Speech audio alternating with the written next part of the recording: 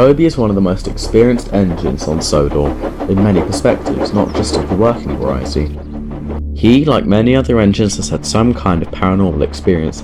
His is by far one of the strangest, however. Toby used to work on the London and North Eastern Railway with his siblings, Jonas and Clark. The three ran an effective and diligent service between London's suburbs to the harbour at the end of their line. However, there was a fourth engine who arrived on the railway during the early 20th century. The engine resembled that of a London, Brighton and South Coast Railway E2 tank engine. He was completely black instead of wearing the normal southern olive green. He was incredibly conceited, as before arriving he was used to transport high-ranking people around London. No one truly knew where the engine came from, nor who had commissioned him to be built. He performed significantly better than the real E2 tank engines, as he had a shorter wheelbase, a larger bunker and his side tanks extended into his boiler.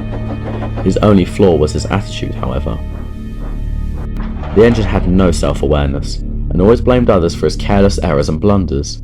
This became apparent as soon as he arrived. On his first day on Toby and his siblings' line, he derailed on a set of points and pointed the finger straight at Clark, saying, "You jammed the points. If you weren't here, the points would have stayed for me, not against me."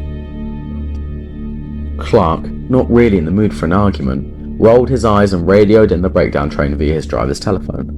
Toby rolled up alongside the accident and thought it best not to say anything, as he knew of the engine's reputation. Similar occurrences would happen over the course of 2 weeks. The engine became more and more, as one would say, delusional with every incident. After somewhat of an improvement, the engine was trialled on a passenger service to the harbour at the end of the line. The engine was incredible towards the three trams, saying it was finally his time. The three took no notice and deep down were fearing the worst. Clark was waiting in the bay platform and warned the engine to take care. Of course this was pointless and the engine took predictably no notice. As the engine set out, Clark could only wait for the call of some kind of incident. Little did he know this would be different. The engine's ram began off smoothly and the engine, for once, kept to the speed limit and other restrictions. As the harbour neared, so did disaster. The engine began to slow down. Suddenly there was a snap and a clang. The driver's heart stopped momentarily as he realised that clang was the engine's brakes. The worst realisation was that Toby was coming from the harbour with a line of china clay. The signalman had seen the oncoming head-on trains and the inevitable collision and knew he had to make a switch. The choice he made would be fatal. The tank engine was switched from the main line to the pier. The sharp turn combined with the engine speed gave the conclusion of small wonder. The engine derailed on the turning for the pier, plunging off the side, crashing into a naval tramper taking on fuel in the quay below. A thunderous explosion shook the harbour, as the engine's impact was enough to ignite the fuel and set fire to the tramper. All Toby could do was watch as the fire engulfed the engine, his coaches, and the tramper. The aftermath of the accident was terminal for Toby's line. Financially, the railway could just never recover, and was shut down 3 weeks later. All three trams were sold off, Jonas and Clark to work the part of London between Victoria and Selhurst, and Toby was sold to Sodor.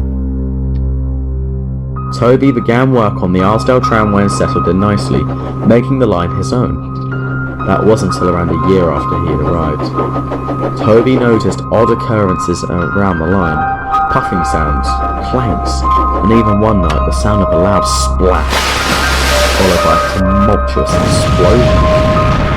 Throughout these unexplainable events, Toby constantly felt the feeling he was being watched. He never did find out the cause of the strange sounds, but Toby, deep down, knew well enough. After every event, crews would search around for anything. Damage, an engine, nothing. Even from the sounds of splashes and explosions, there was just nothing to go off of. And after Toby's line closed, he was purchased by the NWR. Toby didn't experience any more of these occurrences. He kept the story away from his mind, hoping that despite their absence, these sounds would never plague him again, or God forbid it, that he came face to face with the engine from those years ago. But on the anniversary of that fateful night, Toby still pays homage to that certain tank engine, the tramway spirit.